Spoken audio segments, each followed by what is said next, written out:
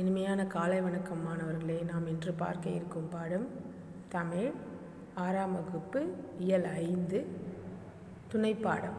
துணைப்பாட பகுதியில் ஐயமிட்டு உன் என்னும் துணைப்பாடத்தை, அதாவது ஆத்திச்சூடி கதையை இங்கு நாம் பார்க்க இருக்கிறோம். ஐயமிட்டு உன் என்றால் என்னவெனில், பசித்தவர்களுக்கு உணவை கொடுத்துவிட்டு உன், வறியோர்க்கு ஒன்று ஈவதே ஈகை. ஈகைன்னா என்னென்னா தானம் வழங்குதல். அது யாருக்கு கொடுக்கணும்? மிகையான செல்வங்கள் உடையவர்களுக்கு வழங்க வேண்டுமா? இல்லை. அப்படி அடுத்தவங்களுக்கு கொடுக்கக்கூடிய நிலையில் இருக்கிறவங்களுக்கு வழங்குறது அது ஈகை ஆகாது. வறியவர்களுக்கு, இல்லாதவர்களுக்கு, பசியில் வாடுபவர்களுக்கு உணவை கொடுத்துவிட்டு உண்பது ஐயமிட்டு உன். இல்லை என்று வந்த ஏழைகளுக்கு கொடுத்து தானும் உண்ண வேண்டும் என்பது இதன் பொருள். உணவை அவர்களுக்கு கொடுத்துவிட்டு நீங்கள் பட்னியாக கிடக்கணுன்றது இல்லை, கொடுத்துவிட்டு தானும் உண்ண வேண்டும். இல்லாதவர்களுக்கு உணவு இடுவது தர்மங்களுள் சிறந்தது. அதாவது எவ்வளோ தர்மம் செய்யலாம், உதவி செய்யலாம். ஆபத்து நேரத்தில் போய் உதவலாம், உணவு உடை வாங்கி தரலாம், நிலம் வாங்கி தரலாம், பொன் தரலாம், பொருள் தரலாம்னாலும் இருக்கிறதுலேயே கொடுக்கறதுலேயே சிறந்தது எதுன்னு பார்த்திங்கன்னா உணவு தான். உணவை இடுவது தான் தர்மங்களும் சிறந்த தர்மம். வறியார்க்கொன்று ஈவதே ஈகை என்று இதனை பாராட்டி கூறியிருக்கிறார்கள் முன்னோர்கள். வறியார்க்கு அப்படின்னா என்னென்னா இல்லாதவர்களுக்கு கொடுக்கறது தான் ஈகை. தர்ம சிந்தனையை வளர்ப்பதற்கு இச்செய்கை கட்டாயம் வேண்டும். நமக்கிடையே தர்ம சிந்தனையை வளர்ப்பதற்கு இந்த செய்கை நம்மக்கிட்ட இருக்கணும். அதற்கான ஒரு உதாரணம் எது ஈகை, எது சிறந்த தர்மம் அப்படின்றதுக்கு தான். மகாபாரத யுத்தத்தில் வெற்றியடைந்த தர்மர் இருக்காங்க இல்லையா, பஞ்ச பாண்டவர்களுள் மூத்தவர் யுதிஷ்டன், அவங்கள தர்மர்னு சொல்லுவாங்க. அவர் பிறரால் எளிதாக செய்ய இயலாத அஸ்வமேதம் என்கிற யாகம் ஒன்று செய்தார். ஏன்னா இந்த யுத்தத்தில் நிறைய பேர் இறந்துருப்பாங்க. அக்ரிணை உயிரினங்கள், அப்புறம் உயர்திணை உயிரினங்கள், அதாவது மனிதர்கள், விலங்குகள், புழு பூச்சிகள், இப்படி நிறைய இறந்துருக்கும் இல்லையா. அதனுடைய மோட்சத்துக்காக இந்த அஸ்வமேத யாகம் செய்கிறாங்க. பற்பல நாட்டு அரசர்கள், வேதாகம புராணங்களில் மேன்மை அடைந்த மறையோர்கள், தவத்தில் தலை சிறந்தவர்கள், முனிவர்களும் அங்கு வந்து கூடியிருந்தனர். அந்த அஸ்வமேத யாகத்தில் கலந்துக்கிறாங்க. வேத ஆகமத்தை படித்தவங்க, மறையோர்கள், தவத்தில் தலை சிறந்தவர்கள், முனிவர்கள்னு இப்படி எல்லாருமே வந்து கலந்துக்கிறாங்க. தர்மபுத்திரரான யுதிஷ்டர் வந்திருந்த அந்தணர் முதலியவர்களுக்கு அளவற்ற செல்வங்களை தானம் செய்து கொண்டிருந்தார். நிறைய செல்வங்கள், பணத்தை கொட்டி தானமாக கொடுக்குறார். அந்த சமயத்தில் ஒரு கீரிப்பிள்ளை தனது பாதி உடம்பு தங்கம் போல ஒளிர அங்கு வந்து தர்மபுத்திரர் முன்னால் வெள்ளமாய் ஓடும் தானம் செய்கின்ற தண்ணீரை தானமாக செஞ்சிட்ருக்கிறார் இல்லையா. அந்த தண்ணீரில் என்ன பண்ணுதான், விழுந்து புரண்டது. அங்குள்ளோர் அதை பார்த்து வியப்படைந்தனர்.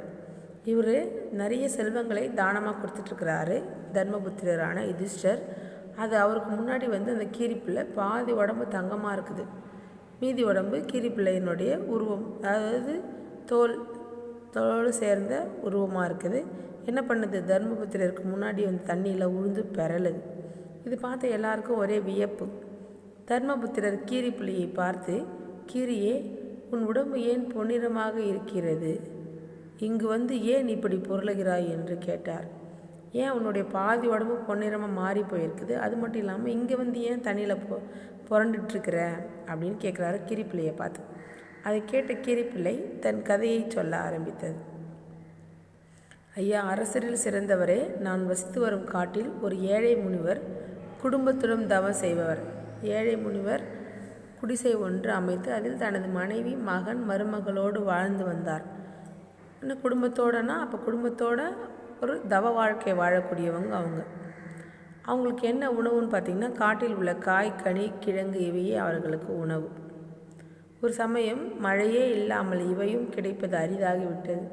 காட்டில் இருக்கிற பழம், காய், கனி இதை பறித்து சாப்பிட்டுட்டு வாழ்க்கை நடத்திட்டு இருந்தாங்க. அவங்களுக்கு மழை இல்லாமல் போனதுனால இந்த காய், கனி எதுவுமே கிடைக்கல.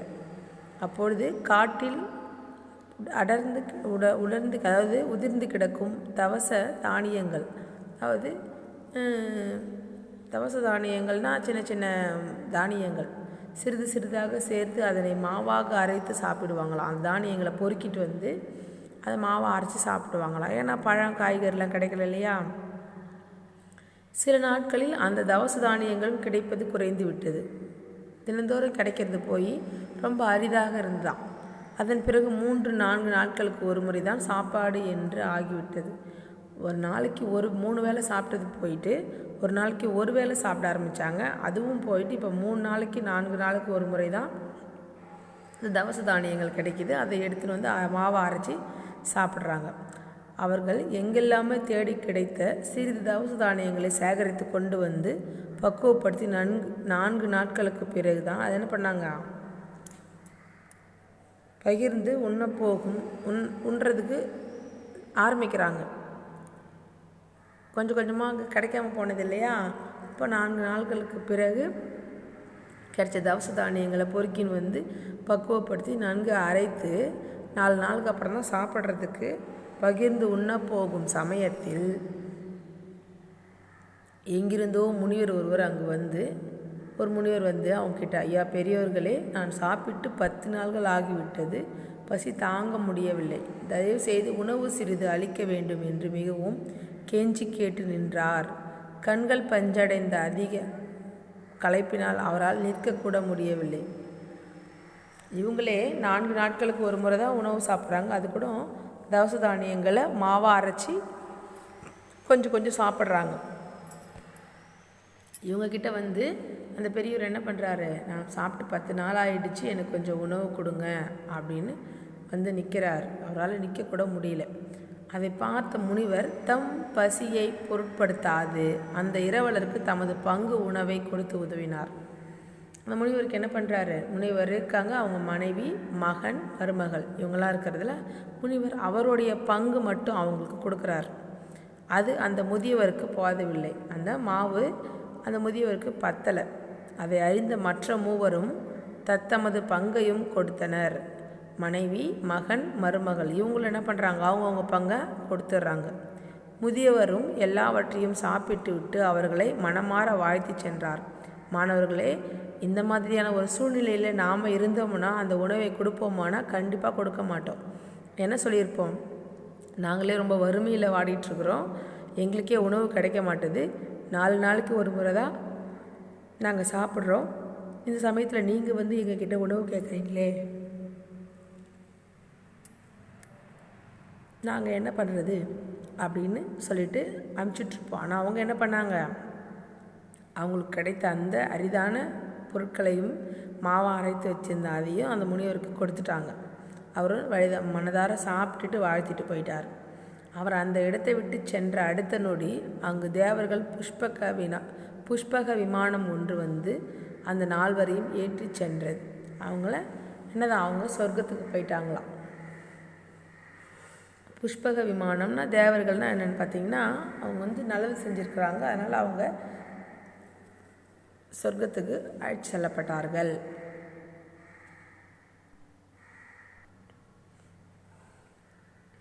அன்ன ஆகாரமின்றி பல இடங்களிலும் அலைந்து திரிந்து பசியால் வருந்திய நான் அந்த இடத்திற்கு வந்தபோது அங்கு நடந்த வியப்பை கண்டேன்.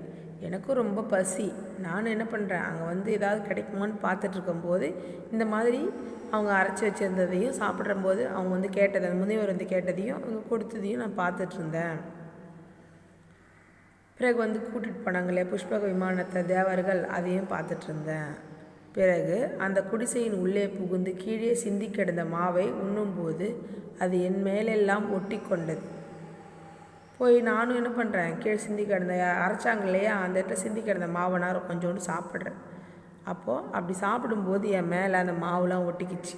அந்த மாவு ஒட்டி கொண்ட என் உடம்பின் பாகங்கள் எல்லாம் மாற்றுக்குறையாத தங்கமாக மின்னியது. அந்த மாவு எங்கெல்லாம் என் உடம்புல ஒட்டிக்கிச்சோ அங்கெல்லாம் தங்கமாக மாறிப்போச்சு.